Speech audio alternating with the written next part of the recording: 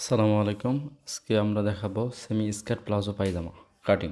তো প্লাজো পায়জামা কাটিং করার আগে প্রথমে কাপড়টাকে সমান করে নেব, একটু মার্জিন টেনে, তারপর 2 ইঞ্চি এলাস্টিক মোড়ানোর জন্য বাদ দিয়ে নেব। বাদ দেওয়ার পর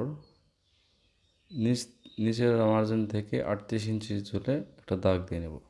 তো 38 ইঞ্চি ঝুলের পায়জামার জন্য অবশ্যই আমাদের কাপড় নিতে হবে 2 গজ 4 গিরা কাপড়।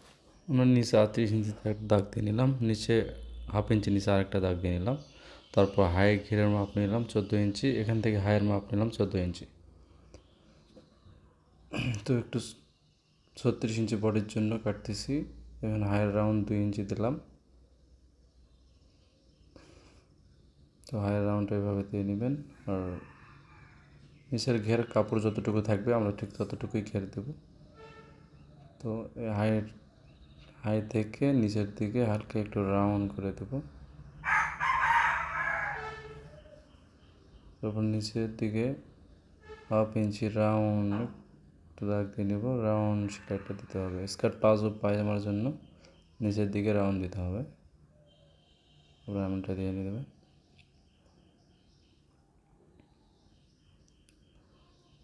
তারপর